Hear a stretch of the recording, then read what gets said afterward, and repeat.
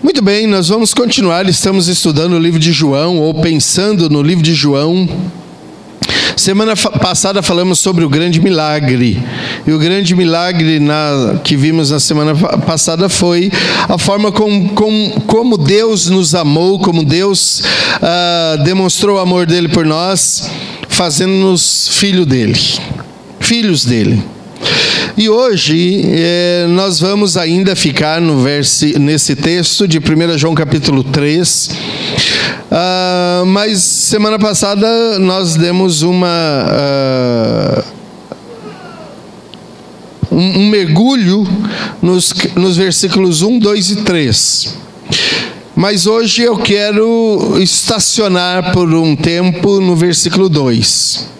Vamos ficar fixados no versículo 2, e a mensagem de hoje está fundamentada nesse verso 2, quando João diz assim: amados, agora somos filhos de Deus, e ainda não se manifestou o que havemos de ser, mas sabemos que quando Ele se manifestar, seremos semelhantes a Ele, pois o veremos como Ele é. O tema é o Cristo em formação. O Cristo em formação. Mas que negócio é esse?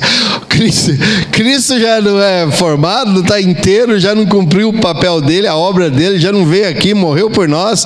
O que falta em Cristo para ele ser formado? Bom, é só você prestar atenção na mensagem, e no final eu espero que você entenda sobre o que eu me refiro quando escolhi esse tema para a mensagem de hoje, o Cristo em formação. Essa semana eu vi uma gravura que me chamou muita atenção, e a gravura dizia assim: simplesmente o globo terrestre, assim, visto de longe, né? Aquela coisa linda que é a Terra, assim, azul, maravilhosa. E estava escrito assim: a Terra comigo, presente na Terra. E do lado outra imagem da Terra, assim: a Terra sem eu, a Terra comigo e a Terra semigo. A terra comigo e a terra sem a minha presença. E a grande surpresa, e não é novidade, é a mesma coisa. Porque a terra, meu irmão, sem você e com você é a mesma coisa, ela não vai mudar. A terra não vai sair do eixo, a terra não vai ficar mais bonita, a terra não vai ficar mais feia. Os homens dificilmente se transformarão em melhores ou piores se você estiver ou se você não estiver na terra. Ou seja, nós fazemos muito pouca diferença aqui na terra. Agora então, qual é a diferença entre nós estarmos aqui na terra ou não? Qual a importância nossa no que diz respeito à terra? Para falar a verdade, basicamente nada. A Terra é um lugar só de trânsito para você e para mim. O nosso valor está no nome que nós carregamos. O nosso valor está em termos sobre nós o nome de Jesus. E você lembra que eu disse que você foi feito filho de Deus por meio de Jesus, e que consequentemente recebeu o nome de Jesus. Você até lembra. E eu escrevi um textozinho e coloquei nesse texto, o autor do texto era Vandir Duarte de Lima de Deus, né? Muita gente por aí que leu esse texto não entendeu nada, evidentemente, e dizendo: nossa, esse cara é presunçoso. Não tem problema. Ele não estava aqui e só ouvindo a mensagem para poder entender o que acontece. Quando o João, autor do Evangelho de João e das 3 epístolas de João, ele introduz esse assunto, ele introduz um assunto que não nos é muito comum. É um assunto que não é costumeiro. O João, ele nos projeta para uma dimensão diferente. Quando ele fala assim: agora nós somos filhos de Deus, é uma dimensão nova. E ele fala assim: e ainda não se manifestou o que haveremos de ser, mas quando ele se manifestar, ou seja, quando Jesus voltar para buscar o seu povo na terra, então nós vamos ver quem Ele é, como Ele é, e nós seremos semelhantes a Ele. Esse assunto é um tanto pouco falado, é pouco discutido no nosso meio. Mas João está dizendo assim: vai chegar um dia, e o texto original chama isso de parousia. Parousia significa a volta de Jesus aqui na terra. Vai chegar o dia que Jesus vai voltar na terra. Voltar na terra no sentido não literal, Ele não vai pisar aqui nesse dia. Ele vai chamar o seu povo. E vai chegar esse dia quando nós receberemos uma transformação total no nosso corpo, que é o veículo pelo qual nós poderemos ver o Senhor face a face. Hoje nós não podemos ver o Senhor. Não há estrutura em nós que consiga ver Deus. É só olharmos para o Senhor hoje, a gente derrete. Agora imagina você olhar para o Deus que fez o sol. Quanto mais intenso, quanto mais glorioso, quanto mais brilhante, quanto mais quente é o Senhor. Você está pensando que Deus é temperadinho como nós? Que Deus é regulado por uma temperaturazinha que você mede a temperatura dele com um termômetro? Não, queridos. Deus é mais do que tudo que você possa imaginar. E aquilo que você consegue imaginar, Ele é mais ainda. E o dia que chegarmos no céu, nós vamos perceber que Deus é muito mais do que a gente conseguir imaginar, já imaginando muito. João, então, faz disso ele projeta a gente, ele joga a gente dentro de uma outra visão, que não é a nossa de costume. Esse corpo que nós temos vai ser glorificado, e essa glória vai acontecer porque nós vamos poder ver o Senhor. Aí, eu fiquei pensando, qual é a diferença entre os filhos de Deus e o Filho de Deus? Os filhos de Deus somos nós, e o Filho de Deus é o Senhor Jesus. Os filhos de Deus participam de uma maneira finita da natureza de Deus. Nós participamos de uma maneira finita, nós temos até uma parte só em Deus que a gente pode ir vivendo nessa terra. O Filho de Deus, que é o Senhor, Ele participa de uma maneira infinita. De uma maneira infinita. Está frio aí, não é, irmã Maria? Está frio, irmã Maria. O Filho participa de uma maneira infinita da natureza de Deus, porque Ele é parte da própria Trindade. Então, o que eu e você podemos participar é limitado. E o Senhor, Ele participa de toda a natureza de Deus, porque Ele faz parte da própria Trindade. Essa é a diferença. Mas o que o João está querendo ensinar para nós aqui? Que vai chegar um dia que esse nosso corpo aqui vai ser transformado de forma que nós poderemos olhar o Senhor como Ele é. Hoje não podemos, mas vai chegar a hora, vai chegar o dia que isso vai acontecer. E esse dia é o dia de Cristo. Quando vai acontecer? Não sei. Vai acontecer? Sim, com certeza. Então, vamos pensar como essas coisas podem acontecer. Como esse encontro com Cristo se dará. E como o Cristo em formação acontece. E que Cristo em formação é essa. Em primeiro lugar, essa formação começa pela transformação moral. Transformação moral. O João afirma aqui que nós vamos ter uma transformação que já começou, chamada de transformação moral. Muito bem. Você toda a vida ouviu a frase, as boas novas de salvação. E de fato são boas novas de salvação. Que glória a Deus! Mas eu já quero adiantar você que não vai ter duas chances de salvação, não, é uma só. Tá? Se você não for salvo na primeira, não espera que não vai ter uma segunda chance de salvação, não. Então, da próxima vez, seja salvo logo na primeira.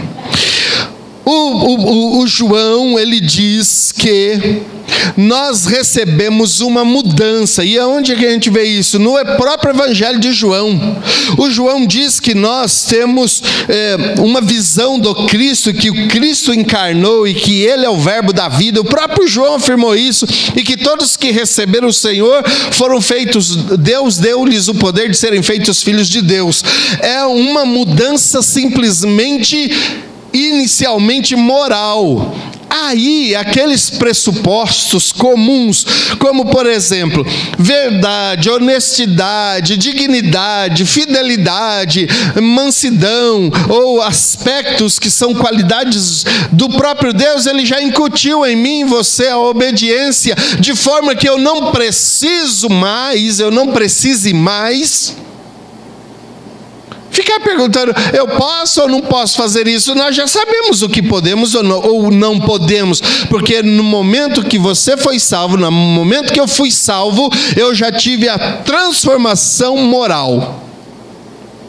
A minha natureza pecaminosa foi abalada, a minha obrigação pecaminosa foi demolida, e eu recebi, você recebeu em Cristo essa nova capacidade. Ou seja, em termos bem simples para você entender o que Deus quis fazer, é com temor que eu vou falar isso, mas o que Deus quis fazer ao enviar Jesus para nos salvar, para nos perdoar, e às vezes ficamos presos a essas coisas, estamos felizes pela salvação, felizes por sermos perdoados, tudo bem, é para ficar feliz mesmo. Mas esse tratamento de Jesus e o sofrimento do Senhor nada mais foi para reparar aquilo que nós provocamos com a queda. A queda nos afastou de Deus completamente. E todos os planos e todos os propósitos de Deus, todos os ideais de Deus para a vida do ser humano foram adiadas. O Senhor então envia Jesus para restaurar, para dar de novo condição ao homem de ter uma comunhão mais intensa com o Senhor. Deus não quer, meu irmão, e eu quero que você entenda isso, Deus não quer simplesmente que você seja salvo. Ser salvo no projeto de Deus é só o primeiro passo, mas às vezes a gente se dá por satisfeito só de ser salvo. Fui salvo, pronto, tá bom já. Não, querido, não é assim que funciona. Deus tem muito mais. Tem muito mais para você e para mim. Então essa transformação moral que aconteceu aqui na nossa mentalidade, que Paulo diz que os que estão em Cristo são novas criaturas, é isso, nós já fomos restaurados. E eu posso viver a minha vida de forma restaurada e restauradora. Eu posso representar Deus onde quer que eu esteja. Eu sou a representação viva de Deus na terra, e você é a representação viva de Deus na terra. De maneira que quando você chegar em um ambiente, o ambiente deve ser alterado, a menos que lá também sejam pessoas que são as próprias representantes de Deus na terra, mas se não, onde você chegar, os demônios têm que se calar e têm que ficar tremendo, porque chegou o representante legal de Deus na terra. Porque você é, meu irmão, representante legal de Deus na terra. Você foi restaurado a ponto de ser de novo o controlador da natureza. Mas o que fazemos? Como senhores da natureza que somos, e de fato somos, nós destruímos tudo. Destruímos a natureza. Acabamos com as coisas. Jogamos lixo na rua. Não temos a consciência da água. No livro de 2 Coríntios, capítulo 3, verso 18, O Paulo diz assim: mas todos nós, com o rosto descoberto, refletindo como um espelho a glória do Senhor, somos transformados de glória em glória na mesma imagem, como pelo Espírito do Senhor. E assim vamos sendo transformados. Mas chegará a hora em que essa transformação será intensificada, levando a outro nível. E então veremos o Senhor como Ele é. Assim veremos a forma real dEle e seremos transformados naquilo que Ele é. Ou seja, Paulo está dizendo que nesta vida, nessa nova história que nós estamos vivendo aqui, essa nova história não é só para que eu viva uma nova história aqui e continue vivendo uma nova história até morrer. Essa nova história, ela simplesmente começa, mas ela tem um objetivo. A nova história, eu vou olhando no espelho e vendo o aspecto de Cristo como por um espelho só, sem ver a figura total. Mas vai chegar uma hora, e esse é o dia, essa é a parousia, esse é o dia do arrebatamento, esse é o dia do Senhor, em que o espelho não será mais necessário, porque nós teremos a própria face do Senhor, e aí nós vamos ser transformados segundo Ele é, porque o veremos como Ele é. Não mais como espelho, não mais como um mero modelo distante. Na linguagem, e aí em homenagem a Ariadne, na linguagem da aeronáutica, ou aeronáutica de um modo geral, tem um voo chamado de voo por instrumentos. Voo por instrumentos. E se você que gosta de aviação como eu, tem um vídeo muito interessante de um pouso lá em São Paulo, Congonhas, de um pouso por instrumentos. Eu não sei se é São Paulo agora ou se é lá em Guarulhos. É um desses aí. Pouso por instrumentos. O avião, filmado de dentro da cabine do avião. O avião vai por cima das nuvens assim. E aí ele começa o mergulho dele por entre as nuvens escuras, e o avião vai baixando. Você vê que a cabine do avião está embicada, o bico está para baixo, e ele vai cortando nuvens e nuvens e nuvens, e o piloto e ninguém ali está vendo nada, senão nuvem passando diante dele, e você tem que ter fé. Você tem que ter fé, porque uma aproximação tem que ser perfeita, precisa. E os instrumentos que tem na pista e os instrumentos que tem nos aviões, eles vão se comunicar, e vai indo assim, aquela descida assim. E nuvem passando. Eu falei, meu Deus, essa angústia não vai acabar nunca não. Até que aquela nuvem simplesmente é atravessada, e quando atravessa, ele já está quase para tocar na pista já. Tem que ter coragem. Tem que saber o que está fazendo. Assim somos nós aqui nessa terra, meu irmão. Na maioria das vezes nós temos que vivemos nessa terra por instrumentos. E quem é o nosso instrumento? O Espírito Santo de Deus, que comunica com o nosso espírito. Porque se a gente for ser guiado por isso que nós temos aqui nessa terra, é só maldade.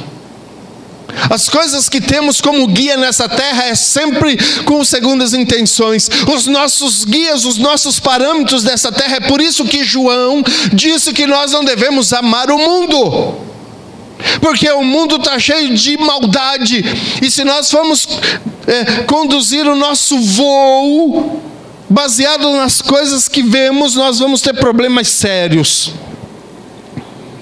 Mas se queremos de fato uma comunhão com Deus, nós temos que mergulhar mesmo nessas nuvens e atravessá-las e chegar no lugar que o Senhor tem preparado para nós. Tem que ser pela fé, meu irmão. Tem que ser pela fé. Eu já passei apuro algumas dessas viagens aí de pouso. Eu já estava, infelizmente não estava pilotando, gostaria de estar, mas não estava. Só estava de passageiro. E foi um voo desse, eu imagino, de um pouso desse. Eram nuvens escuras e raios e trovões e relâmpagos assim no avião. E que negócio, você olha para o lado, olha para o outro assim, está todo mundo com o olho estatalado assim, apavorado, e você tem que confiar. Tem que crer. Por isso que no começo da viagem fala: Senhor, perdoa os meus pecados, me deixa puro, porque eu não sei se eu chego. É assim que faz, né, seu Pedro? A gente ora lá, clama ao Senhor e embora.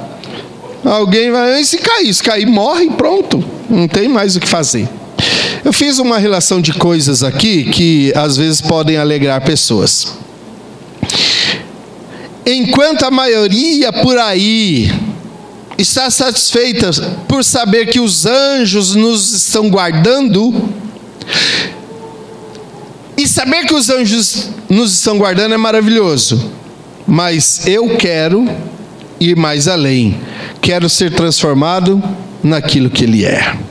Enquanto a maioria está por aí satisfeita com as bênçãos desta vida, e ter as bênçãos nesta vida é maravilhoso, eu quero mais, quero ser transformado naquilo que Ele é. Enquanto a maioria está por aí satisfeita com o fato de ter saúde, e ter saúde é maravilhoso, eu quero mais. Eu quero ser transformado naquilo que Ele é. Enquanto a maioria está por aí satisfeita com o fato de ter uma casa nesta terra, e ter uma casa nessa terra é algo maravilhoso, eu quero mais, quero ser transformado naquilo que Ele é.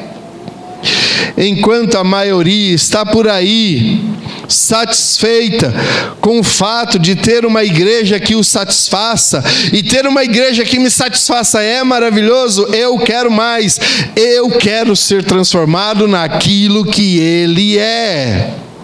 Enquanto a maioria está por aí satisfeita com o fato de realizar os seus sonhos, e realizar os seus sonhos é algo maravilhoso, eu quero mais, quero ser transformado naquilo que Ele é. Enquanto a maioria está por aí satisfeita com o fato de ser salvo, e ser salvo é algo maravilhoso, eu quero mais, quero ser transformado naquilo que Ele é. Enquanto a maioria está por aí satisfeita com o fato de ter sido perdoado por Deus, e ter sido perdoado por Deus é algo maravilhoso, eu quero mais, eu quero ser transformado naquilo que Ele é. E por último, enquanto a maioria por aí está satisfeita com o fato de ir morar no céu, e ir morar no céu será uma coisa maravilhosa, eu quero mais. Além de morar no céu, eu quero ser transformado naquilo que Ele é. Eu não sei quais são os seus anseios dessa vida. Não sei. Mas eu queria estimular a dar uma olhada assim para outros aspectos. Lute, batalhe, corra atrás. Eu sou incentivador disso, né? Sou incentivador de ir atrás, de lutar. Vamos, quer conquistar? Trabalhe, lute, seja honesto, seja verdadeiro, honre os outros, conquiste as coisas que forem possíveis nessa terra, mas nunca coloque nelas o seu olhar. Olhe sempre para aquilo que há de vir, porque todas essas coisas aqui passam, mas a vida eterna e a presença do Senhor não passa jamais. Então, sobre tudo que nós temos e podemos desejar nessa terra, o mais importante é desejarmos o céu e sermos transformados naquilo que Ele é. Aí, quando a gente olha para essa transformação moral, o Senhor estava nos preparando para aquilo, para um projeto maior, para um projeto mais glorioso, e por isso nós precisamos esperar o tempo de Deus aqui nessa terra, quando chegar a hora do Senhor. Pode acontecer de duas maneiras: você pode morrer, ou eu posso morrer, ou o Senhor Jesus pode voltar. Se você morrer, ou se alguém aqui morrer, morreu em Cristo, você vai para um lugar de descanso, como a Bíblia diz. Sabe fazer o quê? Descansar. Esperar o dia do Senhor. E o dia do Senhor vai ser um dia glorioso. A Bíblia diz que vai se tocar uma trombeta. E não se iluda com essas trombetas que estão sendo tocadas por Jerusalém afora. É tudo falso, viu? É tudo migué, como diz o povo. É tudo história. Nós temos uma amiga que mora lá em Jerusalém. E aí Eliana falou: essa história da trombeta tocando. Ela falou: é tudo mentira. Não tocou trombeta nenhuma aqui não. Isso é montagem dos outros por aí. Então, não se iluda. Aí já tocou trombeta aqui em Minas, já tocou trombeta em Brasília, está tocando trombeta em todo lugar agora. Mas é bom, essas coisas são boas porque dá uma chacoalhada geral aí. Tem muita gente que fica apavorado com esse negócio de trombeta. E tomara que toque mesmo. E eu gostaria que fosse a trombeta de Deus tocando mesmo, para dar um apavoro geral. Precisamos estar aí meio chacoalhado, recebendo um chacoalho do Senhor. Segundo lugar, antes disso eu quero levá-lo para um texto, eu vou ler só. A nossa mente transformada, a nossa transformação moral já aconteceu. Do que nós fomos libertos? Efésios capítulo 4, verso 22 a 32, eu vou ler para você. O Paulo diz assim, Efésios 4, verso 22, diz: quanto à antiga maneira de viver, vocês foram ensinados a despir-se do velho homem que se corrompe por desejos enganosos e serem renovados no modo de pensar e a revestir-se do novo homem criado para ser semelhante a Deus em justiça e em santidade provenientes da verdade. Aí ele começa, verso 25, portanto, cada um de vocês deve abandonar a mentira e falar a verdade com o seu próximo, pois todos somos membros de um mesmo corpo. Quando vocês ficarem irados, não pequem. Apazigue a sua ira antes que o sol se ponha. Não deem lugar ao diabo. O que furtava, não furte mais. Antes trabalhe, fazendo algo de útil com as mãos. Aí eu quero ver o cara falar glória a Deus, né? Então eu vou ter que trabalhar para que tenha o que repartir com quem estiver em necessidade. Nenhuma palavra torpe saia da boca de vocês. Fale somente aquilo que for para edificar outros, conforme a necessidade, para que conceda graça aos que estão ouvindo. Verso 30, ele diz assim: não entristeçam o Espírito, livrem-se de toda amargura, indignação, ira, gritaria, calúnia, bem como toda maldade. Meu irmão, isso é transformação moral. Isso aqui é o que Jesus fez ao morrer na cruz por nós, e ao te salvar ele deu a transformação moral. Aí vem o segundo aspecto disso, que o João fala no versículo 2, que é a contemplação no processo dessa formação do Cristo em nós. O segundo passo é contemplar. Ele diz assim, que nós vamos chegar lá no dia do Senhor e vamos olhar para Cristo. Vamos olhar para Cristo e vamos ser semelhantes a Ele, porque vamos ver como Ele é. Ou seja, vou ter o parâmetro correto. Ninguém jamais viu a Deus, diz o texto bíblico. Ninguém jamais viu a Deus, a não ser, nenhum homem viu o Senhor, a não ser o próprio Senhor Jesus Cristo. Mas essa mudança, essa transformação começou aqui, e agora ele vai mudar o seu corpo, vai mudar a sua estrutura para que você possa ter a própria natureza de Deus lá no céu. Aqui na terra, não acredite se alguém falar: olha, eu fui transformado, aqui eu já estou com o corpo de Cristo, a própria natureza do Senhor aqui na terra. Não vai não. Ninguém vai conseguir isso aqui. Não, porque eu jejuo, porque eu oro. Amém, jejue e ore mesmo. Mas não pense que você... Não pense que você vai ser igual a Deus aqui na terra. O seu corpo e meu corpo não suportam isso. Nós precisamos da segunda transformação agora. E quando contemplarmos o Senhor, só quando contemplarmos o Senhor é que nós seremos transformados. A Bíblia diz, numa linguagem sobre tabernáculo, diz que o nosso tabernáculo não pode suportar a face de Deus. Ele nos está revelando aquilo que nós vamos ser lá no céu por meio do Espírito Santo. E vai chegar o dia em que nós seremos transformados. Então, a gente começa a contemplar o Senhor aqui, mas ainda é pouco. As mudanças são poucas. As mudanças morais são totais. As mudanças de corpo não podem ocorrer aqui. Ocorreu uma vez uma simples ocorrência com o Moisés. Moisés teve um encontro com Deus, o rosto dele brilhava tanto que ele colocou um lenço, um véu, para que as pessoas pudessem olhar para o rosto dele por meio do véu. Mas a Bíblia diz que aquilo foi se desvanecendo e acabou. Moisés voltou a ser e ter o rosto que ele tinha. Aqui na terra, meu irmão, você pode brilhar,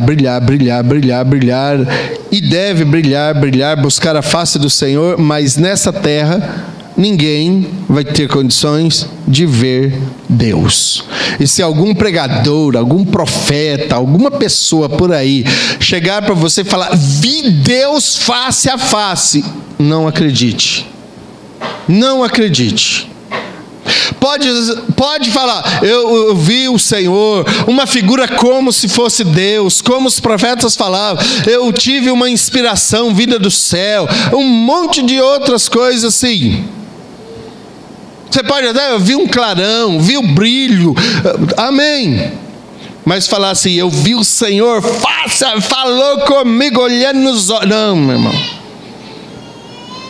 Não dá, o seu corpo não aguenta. Você desmancharia. Mas, aleluia, vai chegar o dia em que o Cristo, e agora vem o segredo da mensagem, o Cristo que é você, como filho de Deus, foi transformado nas questões morais aqui, na mentalidade. A mentalidade deve conduzir os meus atos, minhas decisões, o que os meus olhos veem, o que o meu coração deseja, porque a mentalidade foi mudada. E a outra parte da formação do Cristo que eu serei, do Cristo que você será. Por isso que eu estou falando, se falar isso em alguns lugares, isso dá uma confusão. Mas você tem que entender o contexto. O Cristo que nós seremos. Porque ele não falou que vamos ser semelhante a Ele? Vamos ser como Ele? Agora, um aviso aos desavisados. Nós nunca seremos o Filho de Deus. Você jamais será Deus. Deus só existe um. Formado pelo Pai, pelo Filho e pelo Espírito Santo. Nós seremos filhos de Deus, como Jesus é filho de Deus aqui na terra. Nós não seremos como o unigênito do Pai, isso não. Nós seremos o Filho de Deus, assim como Jesus foi Filho de Deus aqui na terra. E isso tem uma diferença muito grande. O que Jesus, como homem que esteve na terra, é no céu, é o que nós seremos também. Mas nunca seremos unigênitos, ou filhos como unigênito do Pai, na mesma substância da Trindade. Aí não. Não é essa a proposta do João, não é essa a proposta do Evangelho, não é essa a proposta da verdade. Bom, quero fazer uma oração junto com você. Eu não sei no quanto está o seu processo. Eu não sei o quanto você já é celestial.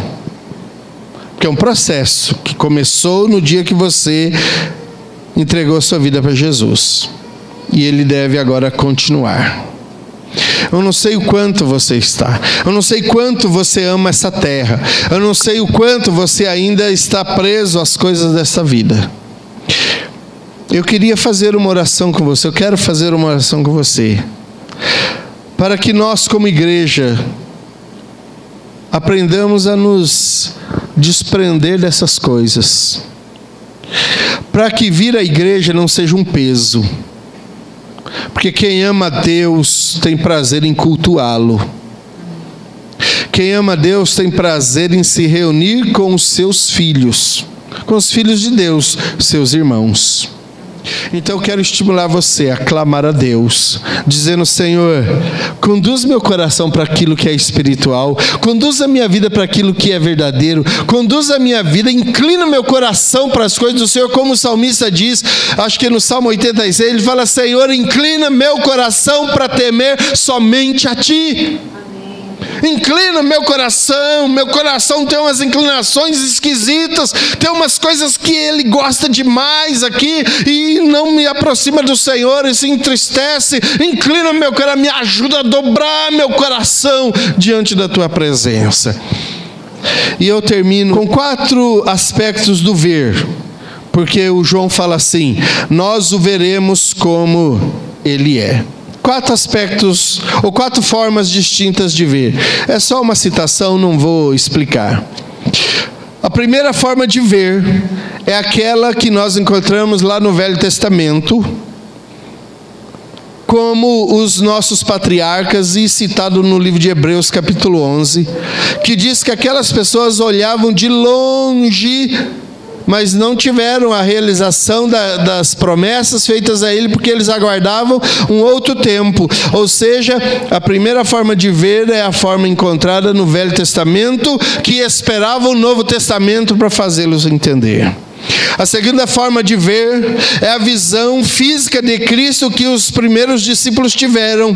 E João capítulo 1, verso 14 diz que aquele que a palavra tornou-se carne e viveu entre nós, vimos a sua glória, a glória como do unigênito vindo do Pai, cheio de graça e de verdade.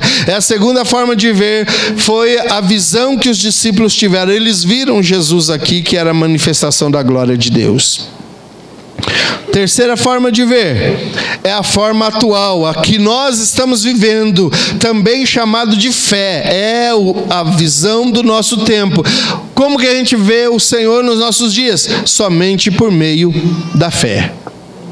E a quarta e última forma de ver é aquela que nós veremos, e aí é futuro, nós o veremos como Ele é.